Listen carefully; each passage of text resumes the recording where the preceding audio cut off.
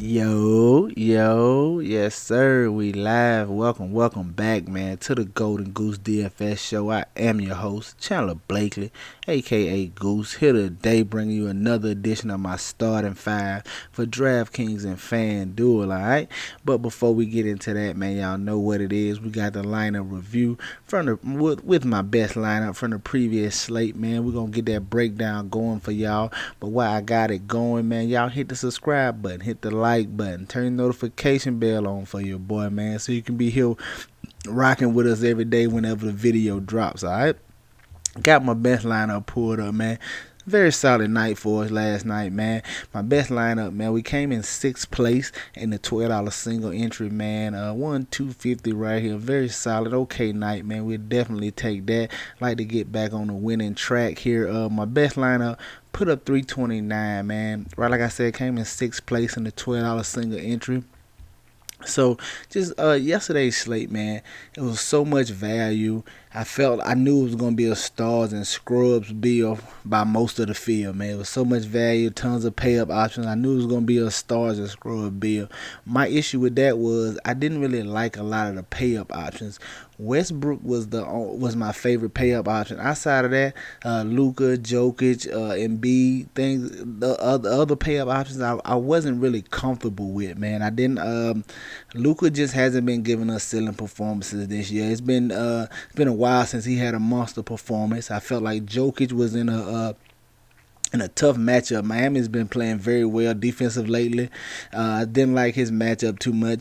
Embiid, I felt like I just want to secure. I knew he could give you a big performance, but I feel like that game could easily be a blowout, man, and Philly could handle him. But Brooklyn obviously stayed in there, made Embiid a very solid play. But so with that being said, man, me not really liking a lot of pay up options. I want to go with a type of build out that I use quite often, where I go one pay up option, one superstar, and just try to go balanced across the board to avoid some of those very cheap guys that I'm not that comfortable with. Like the guys were going to Claxton and things of that nature last night. I wasn't comfortable in a lot of those value plays, so I wanted to try to go balanced. So if you caught the updated starting five, you'll see I went with Russell Westbrook, Reggie Jackson, Marcus Morris Sr., Jalen McDaniels, and Wendell Carter Jr. Alright, this looks a little different here, obviously, because right after the first game lock, man, we got news that Marcus Morris Sr. would not be playing. So that being said, the adjustment I wanted to go to was I went down to Luke Kennard at 4,300, and I thought he should definitely see an increase in usage and shot attempts, things of that nature with no Marcus Morris Sr. And while doing that, that freed up some salary for me. And I thought I could free up a little more because I wanted to squeeze another a guy in the 9 to 8K range. There was a couple of plays I liked in that range last night, so I wanted to pay down a little more just to squeeze one of those mid-range options in here with Westbrook. So we moved down from Reggie Jackson, but if you stay with Reggie Jackson and just and got off of Marcus Morris Sr. and went to Kennard or wherever you went, you still should have been very solid yesterday, man. Reggie Jackson was another solid fantasy production. I probably should have kept him in here and went down somewhere else, but let's get into the breakdown after that. Like I said, so the updated starting five, once we got that Marcus Morris news, end up being Westbrook, Shaman, Kennard, Jalen McDaniels, and Wendell Carter Jr., all right? Russell Westbrook at the top, man. Just said my favorite pay up option, the best game environment, highest total on the slate. I just thought all signs pointed well for Westbrook, and he was my favorite pay up option. I knew you was gonna need at least one of those studs yesterday with all that value, so I had no problem going there, man. I didn't care what the ownership was, as I knew I would be different in the rest of my lineup. So I wanted to lock Russell Westbrook in. Caught him at right at 49% ownership. He was the highest scoring fantasy performer yesterday, man, giving you 69 DK points. Very solid, man. Another big triple-double from Russell Westbrook. He just continues to perform at this 11K price tag, man. He's always a fantasy option. He's always in play every slate that he's on, all right? Coming in with Landry Shaman, man. A pay-down spot here. Just like I said, since I wasn't comfortable with a lot of the value plays, Claxton and things of that nature, I was okay pivoting to somebody else. So I wanted to go Shaman here. Got him right at 10% ownership. Just a guy I wanted to take a look at it. Everybody was out over there. We knew it was going to be the Kyrie show, but if the game was going to happen to stay close or they was going to be anywhere near, I feel like he definitely was going to need some help from somebody else. And I thought Shaman was a strong shooter, man. I thought he was in a good spot. If he could find a couple three ball, I thought he could give us a nice return to 3,700. And I knew he couldn't kill us too bad, so I was okay plugging him in right here. Like I said, we got him right at 10% ownership. He gave us 22 DK points, man. Very solid, very solid. Like I said, didn't kill us. Then he helped us out a little bit right here. Which would liked about 6 or 7 more fantasy points from. We definitely could have took down this single entry, but nice return out of Shaman right there. Luke Kennard, man, undoubtedly his ownership increased a little bit once that Marcus Morris news broke. So he wasn't coming in this high, but once that news hit, I figured he would his ownership would increase. But I was okay with it, especially this 4,300 price tag. Thought he would see increased usage, few more shot opportunities. Like I said, without Marcus Morris being in there, and he returned us right here right at 34 DK points. Very solid this 4,300, man. We'll take that any day of the week. Coming in at power forward. Another guy I figured he was coming in a little chalky. He's right at 49%, very chalky in this single entry. But Jalen McDaniels, man, just been seeing big minutes. He's a very solid fantasy producer. I didn't think this price was high enough on him at 4,700, so I had no problem going right back to him here. He did okay, man. 22 DK points, just okay. Nothing to write home about, but he kept you in the fight if you went Jalen McDaniels right here, all right?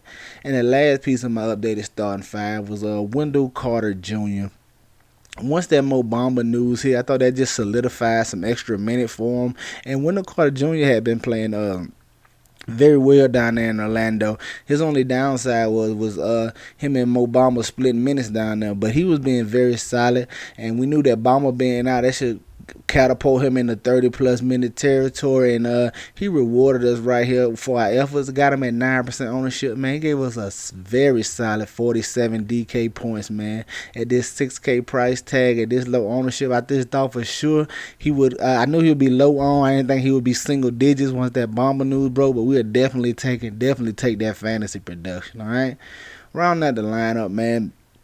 Saw Kim Burch was starting along with Boucher. That what made me interested, man, as him and Boucher had figured to split the minutes. But once he was starting alongside Boucher, I thought that really locked in his minutes. We got him at 22% ownership right here in this single entry. He gave us a very solid return, man, pushing 10x right here. Gave us 29 DK points at this 3.3 price tag, man. Great return. He really gave us a nice return hit value right here, like I was saying. And then rounding out the last two picks, man, just Malcolm Brogdon, 7,100. He's been very solid since returning from a few games missed, as the Pacers have been picking up the production over here, man, picking up the offense. And they got caught in a very good game with the Houston Rockets. I felt my only word in this game that it could get out of hand, but I felt like if the Rockets had a little fight in them and kept it close, it could be a good game from Brogdon. I was right here. We caught him at 6% ownership. He gave us a big return, 56 DK points out of Malcolm Brogdon, man. We'll take that every day of the week. Finished 1 assist shy of the triple-double, man. Like Malcolm Brogdon, getting back into his form from early in the year. Love his production out of him. And then rounding out, man, like I said, another one of those guys in that 8 to 9K range that I wanted to pay up for here that I thought was not getting enough attention. Julius Randle in a great pace-up matchup against the Pelicans, man. You know, he's the main weapon over there for the Knicks. The ball go through him. So I wanted to take a look at him in his up-pace matchup. We got him at 4% ownership. Great ownership right here. He gave us 50 DK points. Very solid, man. But I was expecting a few more rebounds from him. He missed out on the double-double bonus by 2 boards. He easily could have had a bigger performance right here, but we'll definitely take it right here from Julius Randle, especially this 4% ownership. All right? And that was finish us up, man. Like I said, right at 330 DK points. Came in 6th place, man. Won 250 over a very solid night. We'll take that. And let's see if we can't keep the winning ways going tomorrow. Let's see what I got cooking for y'all, all right? Coming in at the top, man. Oh, before we get into it, man, it's a slight 4-gamer, man. It's going to be tough out here. Y'all know how I feel about the smaller slates, man. I typically like to go lighter, man. There's very little room for error on the small slates. But Looking at it right here, right now, this is who I like at point guard. I want to look at Brandon Goodwin. Definitely want to look here, especially if Trae Young is going to be out again. He should see right at 35 plus minutes, man. They're not afraid to give him the minutes over here. He's been a very solid fantasy producer in a couple of games he's got to start. So I definitely want to take a look at him at this 4,500 going against the Milwaukee Bucks. Should be an up-paced game from him. Should be a good total in this game. I like this game environment for Brandon Goodwin right here. Coming in as shooting guard, the guy I want to take a look at is Marcus Smart, 6,100. He's just been very solid, man. He hasn't been setting the world on fire with his fantasy performances, but he's been very solid, man. Got a solid floor right here, and you're gonna have to pay for some consistencies. You got to pay for some floor spots tomorrow, man. Especially with it being a 4-gamer, he has a pretty safe floor, and I don't mind getting to him in this matchup right here against the Lakers. All right. Coming in at small forward, a guy I want to take a look at, Chris Middleton. Especially if Giannis is out, man. Him and Drew Holiday are going to be in play. I think Middleton's in play regardless of whether Giannis plays or not. I like him right here at the 8,300 price tag, man. He's another guy who hasn't been setting the world on fire with his fantasy performances, but just been very solid, man. Want to pay for the consistency here, man, and the consistent floor right here with Chris Middleton, all right? Coming in at power forward, a guy I want to take a look at, Draymond Green, 7,100. Like this matchup right here for him against the Cleveland Cavaliers. We saw him put up a monster performance tonight. Not expecting that big of a performance from him tomorrow, but that's in the possibility outcome. Draymond Green's another guy who's a triple threat possibility, a triple double. Possibility anytime he's on the court, man. I definitely want to take a look at him for this 7,100 price tag tomorrow. And coming in at center, man, I want to look at DeAndre Ayton, man. Gets an up-paced matchup right here against the Sacramento Kings. If Rashawn Holmes is out, we saw him start Damian Jones. I don't know if that continues as he got in foul trouble last night. But if they do, man, Ayton's going to have a great size advantage on him in this up-paced matchup. I think he can give us a nice return at this 6,700. All right, there you have it, man. My updated start, my starting 5 coming into tomorrow for DraftKings. Brandon Goodwin, Marcus Smart, Chris Middleton, Draymond Green, and DeAndre Ayton. All right, let's go take a look at FanDuel and see what I got brewing for y'all. Coming in on FanDuel, man.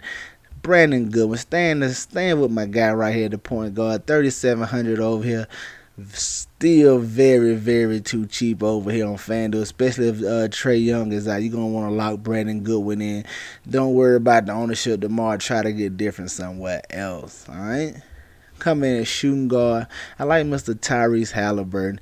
Tough matchup here against the Phoenix Suns, but we were talking about a guy who's a very solid fantasy producer. Know he should be locked in for about 30 minutes, maybe a few more here, depending on how close the game is and how he's playing. But I want to get to him in this matchup at 5,400. He's just been another guy who's been very consistent, man. He shouldn't really kill you at his price tag tomorrow, and he has a great upside potential, even though it's a tough matchup against the Phoenix Suns.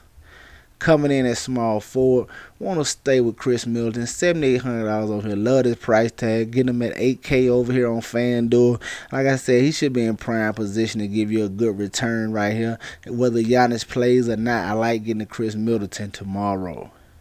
Coming in at power forward, staying with Draymond Green, 7,100 price tag. Like I said, you just want to pay for some consistency here. You want to try to drag. It's a small 4-gamer, man. You want to try to jam as many minutes as you can into your lineup, and definitely a guy with Draymond Green's triple-double potential. You definitely want to cram quality minutes into your lineup right here at FanDuel tomorrow. Get you some Draymond Green at the power forward. And then rounding out at center over here, a guy I want to look at, Brook Lopez, 4,800. Another guy you just paying for consistency. You talking about a guy who's under 5K, who's going to see 30-plus minutes provided the game is close and no foul trouble or anything. He's going to stretch the floor, man. He got a mismatch with Clint Capella. He can be able to pull him out the paint. He should get a few open 3 looks. We just hope he can drop a couple of them, man. I like Brook Lopez at the price tag tomorrow, all right?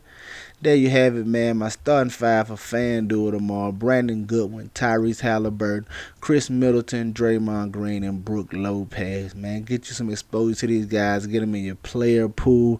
Don't forget to go follow on Twitter at DFS Goose for the updated starting five about 30 minutes or an hour before lock. Alright?